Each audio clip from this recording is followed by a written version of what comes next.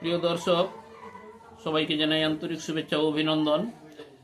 তো যারা এই বছর মাধ্যমিক পরীক্ষা দেবেন তারা অবশ্যই এই ভিডিওটিকে সাবস্ক্রাইব করে ফেলুন ও দেখতে থাকুন জীবন বিজ্ঞানের বেশ কয়েকটি গুরুত্বপূর্ণ এমসিকিউ সাজেশন। তো শুরু করি। গমনে অক্ষম প্রাণী হলো স্পঞ্জ, অ্যামিবা, সাগর কুসুম। স্পঞ্জ ও সাগর কুসুম। সঠিক অ্যান্সার স্পঞ্জ ও সাগর কুসুম। অ্যামিবার গমনাঙ্গ হল ঘনপদ, সিলিয়া, সিটা, ফ্ল্যাজেলা। অ্যামিবার গমনাঙ্গ ঘনপদ। প্যারামেসিয়ামের গমনাঙ্গ হল ফ্ল্যাজেলা, সিলিয়া, সিটা, ঘনপদ। প্যারামেসিয়ামের গমনাঙ্গ সিলিয়া।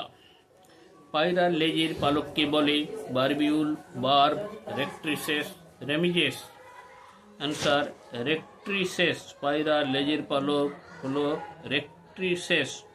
দেহের ভারসাম্য রক্ষাকারী অঙ্গ হিসেবে মস্তিষ্কের অংশটি হল লঘু মস্তিষ্ক, থ্যালামাস, গুরু মস্তিষ্ক, সুষুম্না শীর্ষক। অ্যান্সার হবে লঘু মস্তিষ্ক।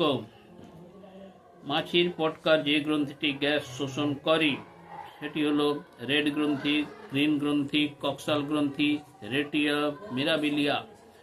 অ্যান্সার রেটিয়া মিরাবিলিয়া মাছির পটকার গ্যাস শোষণ করে।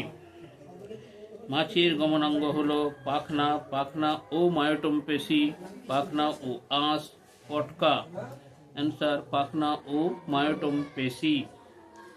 মাছের দেহের দুপাশে অবস্থিত ভি আকৃতির পেশিকে বলে pectoralis, biceps, myotome, triceps. Myotome. মাছের পেশির নাম মায়োটম। শেষ প্রশ্ন। মাছির পটকার যে গ্রন্থিটি গ্যাস উৎপাদন করে সেটি হলো রেড গ্রন্থি, গ্রিন গ্রন্থি, কক্সাল গ্রন্থি, রেটিয়া মিরাবিলিয়া। রেড গ্রন্থি। মাছির পটকার গ্যাস শোষণ করে রেড গ্রন্থি। তো প্রিয় দর্শক, ভিডিওটিকে অবশ্যই লাইক, কমেন্ট ও শেয়ার করে দেবেন। সবাই ভালো থাকুন, সুস্থ থাকুন।